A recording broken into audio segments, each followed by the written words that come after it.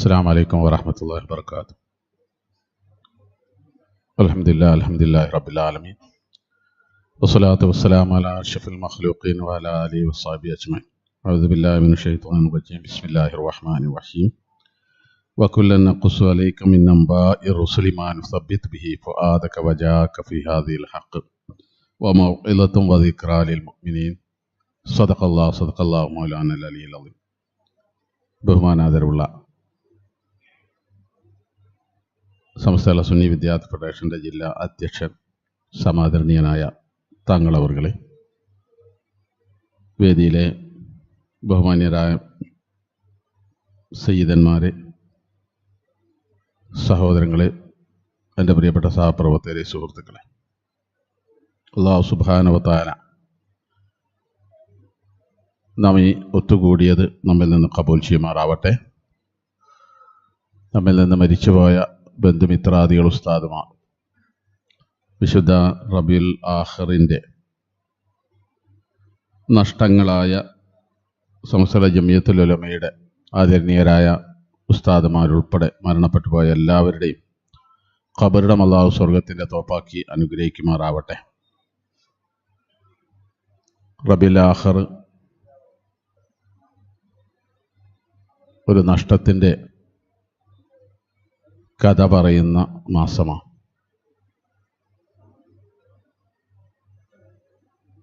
ഔലിയാക്കളുടെ സുൽത്താൻ മുഹ്യിദ്ദീൻ ഷെയ്ഖിൻ്റെ ഉൾപ്പെടെ മഹത്തുക്കളായ ഒരുപാട് ആളുകൾ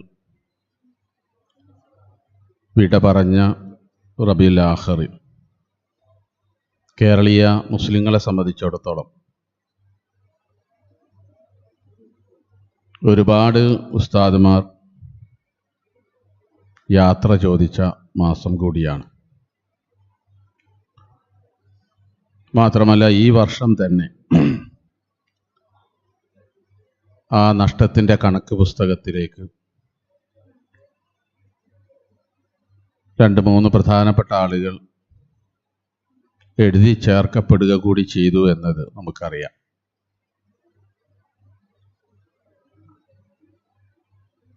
മഹാന്മാരായ ഉസ്താദുമാരും സാദാത്തുക്കളും ഉമറാക്കളും ഉൾപ്പെടെയുള്ള ആ നീണ്ട നിര, അവരെ അനുസ്മരിക്കാൻ വേണ്ടിയാണ് നാം ഇവിടെ ഒരുമിച്ച് കൂടിയിട്ടുള്ളത്. സാധാരണഗതിയിൽ അനുസ്മരണം എന്ന് പറയുമ്പോൾ അതുകൊണ്ട് ഒരുപാട് ഗുണങ്ങളുള്ള, ഒരുപാട് ഉപകാരമുള്ള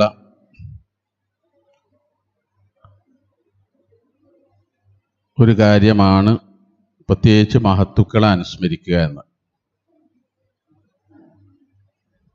ആദരണീയനായ ഖാസിമി ഉസ്താദ് കടന്നു വരുന്നു. വലൈക്കും അസ്സലാം.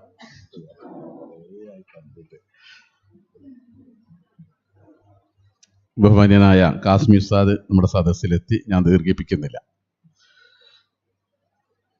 അനുസ്മരണം കൊണ്ട് ഒരുപാട് ഗുണങ്ങളുണ്ട്. മഹത്തുക്കളായ ആളുകളെ അനുസ്മരിക്കുമ്പോൾ അതൊരു ഇബാദത്താണ്. അതിൻ്റെ പുണ്യം എന്തായാലും നമുക്ക് ലഭ്യമാകും.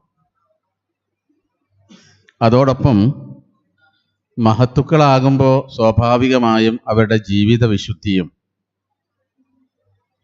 അവരുടെ ജീവിത പാഠങ്ങളുമൊക്കെ നമുക്ക് മുന്നോട്ട് പോകാനുള്ള വലിയ കരുത്തായി മാറ്റിയെടുക്കാൻ സാധിക്കും. ഇബാദത്താണ് എന്നതോടൊപ്പം നമ്മുടെ ജീവിതം മുന്നോട്ട് കൊണ്ടുപോകുന്നതിനാവശ്യമായ സ്ഥൈര്യവും ധൈര്യവും അതോടൊപ്പം പാഠവും ഒക്കെ ഇത്തരത്തിലുള്ള മഹത്തുക്കളുടെ ജീവിതത്തിൽ നിന്നുകൊണ്ട് നമുക്ക് പകർത്താൻ കഴിയും. നമ്മളിവിടെ അനുസ്മരിക്കുന്ന ഷെയ്ഖുന ശംസുൽ ഉലമ കണ്ണിയത്ത് ഉസ്താദ്, സമാദരണീയനായ ബാപ്പു മുസ്ലിയാർ, സമീപ ദിവസങ്ങളിൽ നമ്മിൽ നിന്ന് വിട പറഞ്ഞു പോയ മരക്കാർ ഉസ്താദ്, ആദരണീയനായ ഷമുഖൻ കുഞ്ഞാപ്പ് ഹാജി, സമാധാന്യനായ കാളാബ് ഉസ്താദ്, അവരുടെയൊക്കെ ജീവിതത്തിൽ നിന്ന് ഓരോരുത്തരെ എടുത്ത് പഠിച്ചാൽ ഒരുപാട് കാര്യങ്ങൾ അവരുടെ ജീവിതത്തിൽ നമുക്ക് പകർത്താനുള്ളത് നമുക്ക് നോട്ട് ചെയ്തെടുക്കാൻ കഴിയും. ഓരോരുത്തരുടെ ജീവിതവും വലിയ ഓരോ സന്ദേശങ്ങളാണ്. കണ്യത്ത് ഉസ്താദിന്റെ ആ ജീവിത വിശുദ്ധി, സ്ഫടിക സമാനമായ ജീവിതത്തിന്റെ ആ മഹത്വം, ശംസുൽ ഉലമയുടെ പാണ്ഡിത്യത്തിന്റെ ഉന്നതിയിൽ വിരാജിച്ച വലിയൊരു വലിയായിരുന്ന ശൈഖുനാ ശംസുൽ ഉലമയുടെ ആ ജീവിത സന്ദേശം ഒരുപാട് നമുക്ക് പകർത്താനുണ്ട്. പ്രത്യേകിച്ചുകൊണ്ട് SKSകാരെ സംബന്ധിച്ചിടത്തോളം ഒരിക്കലും മറക്കാൻ കഴിയാത്ത രണ്ട് നാമങ്ങളാണ് കണ്യത്ത് ഉസ്താദും ശംസുൽ ഉലമയും. അല്ലാഹു തആല അവരുടെ ദറജ ഉയർത്തി കൊടുക്കുമാറാവട്ടെ. കാരണം SKSനെ വളർത്തുന്നതിൽ അതിൻ്റെ വിത്ത് പാകുന്നത് ശൈഖുനാ ശംസുൽ ഉലമയും കണ്യത്ത് ഉസ്താദുമാണ്. രണ്ടുപേരുമാണ് അതിൻ്റെ വിത്ത് ആദ്യമായി ഇറക്കുന്നത്. വിത്തിറക്കുന്ന കൈയുടെ മഹത്വം, പിന്നീട് അതിൻ്റെ പ്രോഡക്റ്റ് ഉൽപ്പന്നം പുറത്തു വരുമ്പോൾ ആ വിത്തിറക്കിയ കൈയുടെ മഹത്വം നമുക്ക് ബോധ്യപ്പെടും. കൃത്യമായി നമ്മൾ തെളിയിച്ചു. ആ ഇറക്കിയ വിത്ത് ഫലവത്തായ വിധത്തിൽ കൊയ്ത് അതിൻ്റെ റിസൾട്ടുകൾ നമ്മൾ ഇന്ന് അനുഭവിച്ചു കൊണ്ടിരിക്കുന്നു. അതാണ് ഇന്ന് കേരളത്തിലെ വിദ്യാർത്ഥി യുവജന പ്രസ്ഥാന രംഗത്തെ ശ്രദ്ധേയമായ സംരംഭമായി മാറിയ നമ്മുടെ SKS. എനിക്ക് തോന്നുന്നു SKSന്റെ പ്രവർത്തന മേഖല വളരെ വിപുലമാണ്. അത് പടർന്ന് പന്തലിച്ച് വിക്കായയും അതുപോലെ തന്നെ ട്രെൻഡും ഉൾപ്പെടെയുള്ള ഒരുപാട് മേഖലകളിൽ അതിൻ്റെ പ്രവർത്തനം നടക്കുക. അതിൻ്റെ ഒക്കെ പുണ്യത്തിൽ നിന്നുകൊണ്ട് ആദ്യത്തെ അംശം ഭാഗിച്ചാൽ അത് എത്തിച്ചേരുക മഹാനായ കണ്യത്ത് ഉസ്താദിൻ്റെയും ശംസുൽ ഉലമയുടെയും ഖബറിടത്തിലായിരിക്കും. അല്ലാഹു തആല ഖബൂൽ ചെയ്യുമാറാവട്ടെ. കാരണം അവരാണ് ഇവിടെ വിത്തിട്ടത്. ഈ വിത്ത് മുളച്ച് പാകപ്പെട്ട് നമ്മൾ ഇന്ന് അതിൻ്റെ കായ്ഫലം അനുഭവിച്ചുകൊണ്ടിരിക്കുക. അതിന് എത്ര ഖിയാമത്ത് നാൾ വരെ നിലനിൽക്കുകയാണെങ്കിലും ആ സമയത്തൊക്കെ അതിൻ്റെ ആദ്യ പ്രതിഫലം ഇവരുടെ ഖബറിലേക്കാണ് പോവുക. തുടങ്ങുമ്പോൾ ഉണ്ടാകുന്ന ആ പങ്കാളിത്തത്തിന് വലിയ പ്രത്യേകത ഉണ്ട്. ഏതൊരു സംരംഭമാവട്ടെ, അവലുണ്ടാകുമ്പോൾ അത് പടർന്ന് പന്തലിച്ച് വടവൃക്ഷമായി മാറി വലിയ സംവിധാനമായി മാറി ഒരുപക്ഷെ നൂറ്റാണ്ടുകൾ സഹസ്രാബ്ദങ്ങൾ കടന്നുപോയാലും അതിൻ്റെ പ്രതിഫലം ആദ്യ പങ്ക് ഓരോന്നിൻ്റെയും പങ്ക് പോവുക അത് തുടങ്ങിയ ആളുകളിലേക്കാണ്. ശംസുൽ ഉലമ നമുക്കറിയാം. ഇന്ന് ശംസുൽ ഉലമ കാര്യത്തിലൊക്കെ എടുത്ത SKSന്റെ പ്രവർത്തന രംഗത്ത് ശംസുൽ ഉലമ കാണിച്ച നിതാന്തമായ ജാഗ്രത. കാരണം വെറുതെ ഒരു സംഘടന SKS എന്ന നിലക്ക് ഒരു സംഘടന രൂപീകരിക്കുകയായിരുന്നില്ല. ഇത് തുടക്കം മുതലേ ഇതിൻ്റെ ഒരു എളിയ പ്രവർത്തനം എന്ന നിലക്ക് പറയാൻ കഴിയും. ശംസുൽ ഉലമ ഓരോ കാര്യത്തിലും മൈന്യൂട്ടായി, ചിലപ്പോൾ നമുക്ക് നിസ്സാരമായി തോന്നാം, അത്തരം കാര്യങ്ങളിൽ പോലും ശംസുൽ ഉലമ വഫാത്താകുന്നത് വരെ കൃത്യമായി SKSന്റെ വളർച്ചയിൽ ഇടപെട്ടിരുന്നു. അത് കേവലം നോക്കിക്കാണുകയായിരുന്നില്ല, ഇടപെടലുകളായിരുന്നു. ഒരുപാട് അനുഭവങ്ങൾ. ഇസ്ലാമിക് സെന്റർ എന്ന സംവിധാനം, അതിൻ്റെ പിന്നിൽ ഒരൊറ്റ കരമാണുള്ളത്, ശൈഖുനാ ശംസുൽ ഉലമ. അതുവരെ നമ്മുടെ ഓഫീസ് പ്രവർത്തിച്ചിരുന്നത് ഇവിടെയായിരുന്നു, ഈ കെട്ടിടത്തിലായിരുന്നു. ഒരു ചെറിയ ഓടിന്റെ കെട്ടിടമുണ്ടായിരുന്നു നമ്മുടെ ഈ സുപ്രഭാതം ബിൽഡിങ്ങിന്റെ നേരെ ഓപ്പോസിറ്റ് ആയിട്ട്, ഇപ്പോഴുള്ള പള്ളിയുടെ അടുത്ത്. അവിടെയായിരുന്നു SKSന്റെ സംസ്ഥാന ഓഫീസ് പ്രവർത്തിച്ചിരുന്നത്. അന്ന് ടെലഫോൺ ഇല്ല. ആകെ കൂടി ഇവിടെയുള്ള ടെലഫോൺ 2300-642 എന്ന നമ്പറാണ്. ഇന്നും ആ നമ്പർ തന്നെയാണുള്ളത്. 30 കൊല്ലം മുമ്പ് ശംസുൽ ഉലമ സംഘടന രൂപീകരിക്കപ്പെട്ട ഉടനെ തന്നെ അതിൻ്റെ ഓഫീസ് സംവിധാനം ഇവിടെ നടത്തണമെന്ന് തീരുമാനിക്കുകയും ഇവിടെയുള്ള ഫോൺ ഇഷ്ടം പോലെ ഉപയോഗിക്കാൻ, അന്നൊരു ഫോൺ ഉപയോഗിക്കുക എന്ന് പറഞ്ഞാൽ 30 കൊല്ലം മുമ്പ് അതൊരു വലിയ സംഭവം തന്നെയാണ്. വളരെ അപൂർവമായ വീടുകളിൽ മാത്രമേ ടെലഫോൺ ഉണ്ടാവൂ. അത്രയേറെ സൂക്ഷ്മതയോടുകൂടി കൈകാര്യം ചെയ്യുന്നതാണ് അന്നത്തെ കാലത്തെ ടെലഫോൺ. ശംസുൽ ഉലമ സംഘടന രൂപീകരിച്ച് ആദ്യമായി ചെയ്തതിന് ആവശ്യമായ എല്ലാ സൗകര്യവും ഇവിടെ ഒരുക്കി തരികയാണ്. ആ ഓടിട്ട വീട്ടിൽ അതിൻ്റെ ഓഫീസ് തുറന്നു. സമസ്ത ബുക്ക് ഡിപ്പോയിലെ ഫോൺ ഉപയോഗിക്കാൻ പൂർണ്ണമായ അനുമതി നൽകി. പിന്നെ ഒരിക്കലാണ് ശംസുൽ ഉലമ നമ്മുടെ സംഘടനയുടെ നേതാക്കളെ വിളിച്ചിട്ട് അവരോട് ആവശ്യപ്പെടുന്നു, നിങ്ങൾക്ക് സ്വന്തമായൊരു ഓഫീസ് വേണം, സ്വന്തമായൊരു ഓഫീസ് വേണം. അത് നമ്മുടെ സംഘടനാ നേതാക്കൾ കൈമലർത്തി. കാരണം 10 പൈസയുടെ കാർഡിന്, പോസ്റ്റ് കാർഡിന് പോലും വകയില്ലാത്ത, വരുമാനമില്ലാത്തൊരു സംഘടന കോഴിക്കോട്ട് അങ്ങാടിയിൽ വലിയൊരു ഓഫീസ് സ്ഥാപിക്കണമെന്ന് ഷെയ്ഖുനാ ശംസുൽ ഉലമ പറഞ്ഞപ്പോൾ എല്ലാവരും കൈമലർത്തി. അസംഭവ്യമായിരുന്നു, നടക്കില്ല എന്ന ഉത്തമ ബോധ്യമായിരുന്നു. അതുകൊണ്ടാണ് എല്ലാവരും കൈമലർത്തിയത്. ശംസുൽ ഉലമ നടക്കും, നിങ്ങൾ മുന്നോട്ടിറങ്ങും. ശംസുൽ ഉലമ ഒരു മീറ്റിംഗ് വിളിച്ചു. ഇതിന്റെ 3ാമത്തെ നിലയിൽ, ഈ നിലയിൽ, ഈ ഫ്ലോർ, ഇതിന്റെ തൊട്ട് പുറകിൽ ചെറിയ ഓഡിറ്റോറിയം ഉണ്ടായിരുന്നു അന്ന്. ഇന്നത് റൂമാക്കി തിരിച്ചു നമ്മൾ. അവിടേക്ക് മീറ്റിംഗ് വിളിച്ചു. എന്നിട്ട് ശംസുൽ ഉലമ 3 കോണി, ഈ 3 ഫ്ലോറും ശംസുൽ ഉലമ സാഹസപ്പെട്ട് ആ ഓഡിറ്റോറിയത്തിലേക്ക് കയറി വരികയാണ്. ഗൾഫിലെ സംഘടനാ നേതാക്കളെ വിളിച്ചു വരുത്തി. എന്നിട്ട് പറഞ്ഞു, കുട്ടികൾക്കൊരു ഓഫീസ് ഉണ്ടാക്കി കൊടുക്കണം, നിങ്ങൾ ആ ഉത്തരവാദിത്തം ഏറ്റെടുക്കണം. എന്നിട്ട് ഞങ്ങളോട് പറഞ്ഞു, നിങ്ങൾ പോയിട്ട് കോഴിക്കോട് അങ്ങാടിയിൽ ആവശ്യമായ സ്ഥലം എടുക്കണം, കോഴിക്കോട് അങ്ങാടിയിൽ ആവശ്യമായ സ്ഥലം എടുക്കണം. അപ്പോഴും നമ്മൾ കൈമലർത്തി. എവിടെ നിന്ന്? 10 പൈസയുടെ സ്റ്റാമ്പിന് പോലും ബുദ്ധിമുട്ടുന്ന ഒരു സംഘടനാ സംവിധാനത്തോടാണ് ഷെയ്ഖുനാ ശംസുൽ ഉലമ പറയുന്നത്, നിങ്ങൾ കോഴിക്കോട് അങ്ങാടിയിൽ പോയിട്ട് പാകപ്പെട്ട സൗകര്യപ്രദമായ ഒരു സ്ഥലം എടുക്കണം. ഒരു സെന്റിന് അന്നും 3, 4, 5 ഒക്കെയാണ് ഒരു സെന്റ് ഭൂമിക്ക് അന്ന് വില. ഇന്ന് 50, 60 ഒക്കെയാണ്. അന്ന് 4, 5 ലക്ഷം ഉറുപ്പിക വിലയുള്ളപ്പോഴാ പറയുന്നത്, നിങ്ങൾ പോയിട്ട് ഓഫീസിന് വേണ്ടി സൗകര്യം ഒരുക്കണം. ഏകദേശം 10, 18, 20 സെന്റോളം ഭൂമിയാണ് നമ്മൾ ഇസ്ലാമിക് സെന്ററിന് വേണ്ടി അന്ന് വിലക്കെടുത്തത്. അത്ഭുതമായിരുന്നു. ശംസുൽ ഉലമ താല്പര്യമെടുത്തൊരു കാര്യം പറഞ്ഞാൽ പിന്നെ അത് സാധ്യതമാവുക തന്നെ ചെയ്യും. അത്ഭുതകരമായിരുന്നു. അതിന്റെ കലക്ഷനും കാര്യങ്ങളും ഒക്കെ വളരെ പെട്ടെന്ന്. മാത്രമല്ല, അതിന്റെ കെട്ടിടം, മനോഹരമായ കെട്ടിടം. ഇന്ന് കേരളത്തിലെ ഒരു വിദ്യാർത്ഥി സംഘടനയ്ക്കും ഇതുപോലൊരു ആസ്ഥാന മന്ദിരം ചൂണ്ടിക്കാണിക്കാൻ കഴിയും. ഓരോ കാര്യത്തിൽ ഇടപെട്ടു, എല്ലാ വിഷയങ്ങളിലും ഇടപെട്ടു. എവിടെയെങ്കിലും ചെറിയൊരു അപഭ്രംശം വന്നു പോകുന്നുണ്ടെങ്കിൽ, എവിടെയെങ്കിലും ചെറിയൊരു ഫാൾട്ട് വരുന്നുണ്ടെങ്കിൽ അവിടെ കൃത്യമായി ഇടപെട്ടു.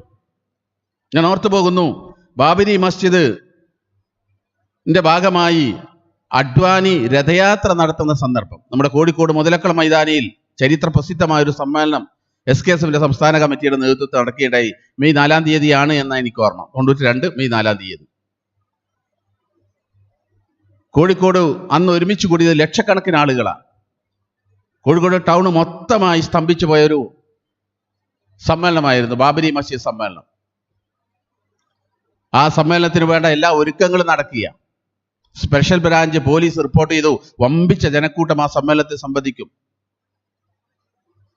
അതിന്റെ വിശദമായ അന്വേഷണത്തിന്റെ ഭാഗമായിക്കൊണ്ട് സ്പെഷ്യൽ ബ്രാഞ്ചിന്റെ ഉദ്യോഗസ്ഥന്മാർ ശംസുൽ ഉലമയെ സമീപിച്ചു.